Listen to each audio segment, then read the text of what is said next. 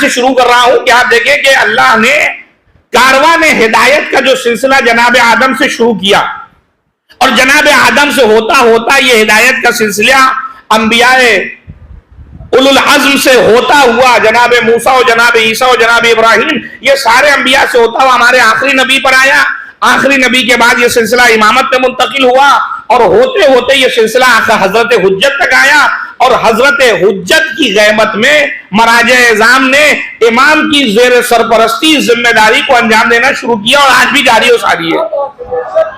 یہ پورا کاروان ہدایت ہے جو من جناب آدم یہاں تک یہ سلسلہ چل رہا ہے.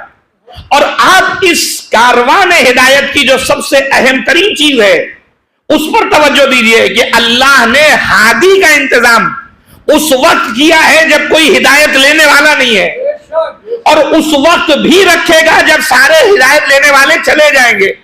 یعنی ہدایت کی ابتدا میں بھی ہادی اور اس کاروان ہدایت کے انتہا میں بھی ہادی. پروردگار یہ اتنا زیادہ اہتمام ہدایت کے ہادیوں کا کیوں کیا کہ ہم انسان کی فطرت سے واقف ہیں. اگر ایک انسان کو بھی ہادی سے پہلے خلق کر دیتا تو اس سے جو بھی گناہ سرزد ہوتا وہ اکڑ کر ہم سے کہتا پروردگار کوئی سمجھانے والا نہیں تھا, کوئی بتانے والا نہیں تھا, اس لیے ہم سے یہ گناہ سرزد ہو گیا. لیکن ہم نے اس کاروان ہدایت کے ابتدا میں بھی اور انتہا میں ہادی کو رکھ کے بتایا کہ کسی کے لیے کوئی عذر نہیں چھوڑا جائے گا. ہر دور میں ہادی کو بھیج کر سارے عذر کو ختم کر کر ہم قیامت کے دن اس سے پوچھیں گے بتاؤ یہ گناہ ہوا تو کیوں ہوا, یہ عذاب کے مستحق بنے یا نہیں بنے. تم ایک صلوات بھیجیے گا محمد و آل محمد.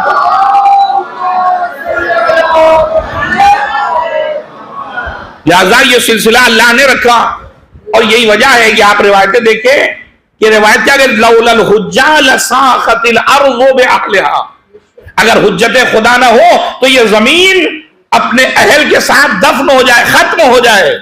عزیزو یہ حدیث پڑھنے کے بعد واقعی بڑا لطف آتا ہے. اس کا مطلب یہ حدیث کہیں نہ کہیں سے اس بات کی طرف اشارہ کر رہی ہے کہ اگر آج زمین باقی ہے تو کوئی مالک زمین ہے, کوئی وارث زمین ہے جو اس زمین کو روکے ہوئے ہے, ورنہ اگر وہ نہ ہوتا تو یہ زمین کب کا ختم ہو چکی ہوتی. اور وہ کوئی اور نہیں صدیقہ کا بیٹا حضرت حجت امام حسن جل اللہ تعالیٰ فرج الشریف. ایک صلوات بھیجیے گا محمد و آل محمد.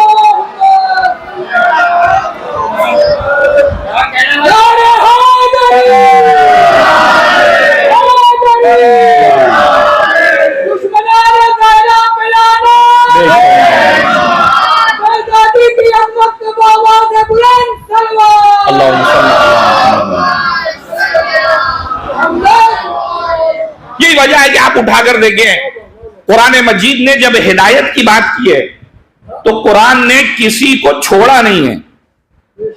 کیا مطلب آپ دیکھیں قرآن کہتا ہے کہ یہ کتاب ہدی للناس, یہ کتاب ہدایت دینے والی کس کو, لوگوں کو. کبھی بھی قرآن مجید اعلان کرتا ہے ہدی و بشری للمسلمین, یہ کتاب ہدایت ہے, بشارت ہے مسلمانوں کے لیے.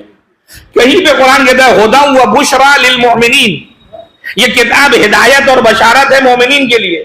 کہیں پہ قرآن کہتا ہے ہدی للمتقین, یہ کتاب ہدایت ہے متقین کے لیے. یعنی لوگوں کے لیے ہدایت, مسلمانوں کے لیے ہدایت, مومنین کے لیے ہدایت, متقین کے لیے ہدایت. آپ بتائیے بچہ کون؟ پوری عالم انسانیت کو قرآن نے اس دائرے میں لے لیا کہ یا تو مومن ہے یا متقی ہے یا مسلمان ہے یا لوگوں میں سے. تو سارے لوگوں کے لیے یہ کتاب ایسی ہے جو سب کے لیے ہدایت ہے. اور ایک لمحے کے لیے سوچئے ذرا کہ کائنات کی کسی کتاب کو آپ اٹھا کر لے کر آئیے, آپ یہ بتائیے کہ آپ کا بچہ جو پہلی کلاس میں پڑھ رہا تھا وہ دوسری کلاس میں وہ کتاب چل رہی ہے. کہا نہیں مولانا کیسی باتیں کر رہے ہیں, ہر سال تو پیسہ دے دے کے تھک چکے ہیں اور اسکول والوں کی زبردستی سے تو اور پریشان ہے کہ کتاب بھی لینا اور انہی سے لینا, کسی اور سے نہیں لینا. یہ الگ مصیبت کا دائرہ ہمارے سر پر آ گیا ہے. بہرحال ہم نے کتابیں ہر سال بدلی ہے, ہر سال بدلی ہے, ہر سال بدلی ہے, اور ایسا بدلی ہے کہ پرانی ہونے کے بعد وہ کتاب چلتی بھی نہیں ہے. کتاب وہی ہے, سب کچھ ہے, لیکن کہا یہ جا رہا ہے کہ بھائی یہ پرانی آپ کو نہیں لینا پڑے گا. یعنی اتنا دائرہ تنگ ہو گیا کہ ایک کتاب ایک سال ہی تک چل پا رہی ہے, دوسری کلاس میں نہیں چل پا رہی ہے, دوسری تیسری کلاس میں نہیں, تیسری والی چوتھی کلاس میں نہیں. جتنا اسے آپ آگے بڑھاتے چلے جائیے. اچھا کسی سے آپ کہیے کسی نے ہائی اسکول کیا اس سے کہیے بھائی کوئی بات نہیں ہائی اسکول کیا اس سال 8ویں کی کتاب پڑھ لیجیے آپ, وہ ناراض ہوگا کہ عجیب احمق آدمی ہے, میں یہ ساری کتابیں پڑھ چکا، اب اس میں رکھا کیا ہے؟ میں اسے نہیں پڑھنے والا۔ لیکن آپ کو میں ایک کتاب کا پتہ بتاتا ہوں، 5 سال کے بچے سے لے کر 80 سال کے بوڑھے تک کو لے لیجئے، ہر آدمی اس کتاب خدا کے سامنے بیٹھ رہا ہے۔ 5 سال کا بچہ بھی کچھ سیکھ رہا ہے، 20 سال کا نوجوان بھی کچھ سیکھ رہا ہے، 40 سال کا ادھیڑ بھی کچھ سیکھ رہا ہے، عورت ہو، مرد ہو، جوان ہو، بوڑھا ہو، ہر انسان اس کتاب کے سامنے بیٹھ کر کچھ نہ کچھ حاصل کر کے بتا رہا ہے کہ دنیا کی بنائی ہوئی کتابیں اور ہیں، اللہ کی نازل کردہ کتاب اور ہے۔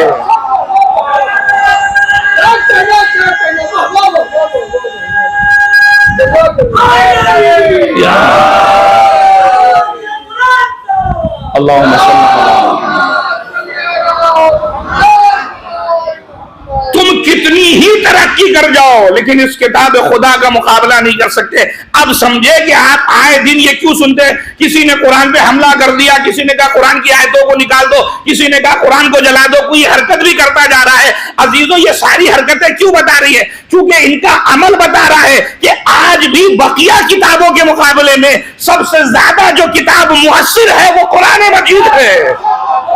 کتابیں نازل تو ہوئی ہیں لیکن ختم ہو گئی، تحریف کا شکار ہو گئی، لیکن واحد تنہا کتاب خدا ہے۔ اور یہ جملہ آپ کے حوالے کر رہا ہوں، اس سے غور کریے گا۔ دنیا کی کسی کی کتاب کو اٹھائیے، لگتا ہے قرآنی گفتگو ہوگی، 1400 سال کی پہلی گفتگو ہے، 600 سال کی پہلی گفتگو ہے، 20 سال پہلے کی گفتگو ہے، لیکن کتاب خدا کو جب بھی اٹھائیے ایسا لگتا ہے خدا مجھ سے مخاطب ہے، میرے سامنے کی گفتگو ہو رہی ہے، میرے زمانے کی بات ہو رہی ہے۔ اسی لیے ظالمین زمانہ کو سب سے زیادہ ڈر جس کا ہے وہ کتاب خدا کا ہے، اس لیے کہ اللہ کی کتاب ہر زمانے میں ظالمین کے خلاف مظلوموں کو اٹھنے کا دم دیتی ہے اور یہ بتاتی ہے گھبرانے کی ضرورت نہیں ہے، جب تک خدا کا ساتھ ہے ظالم تمہارا کچھ بھی نہیں بگاڑ سکتا۔ ایک صلوات دیجیے گا محمد و آل محمد۔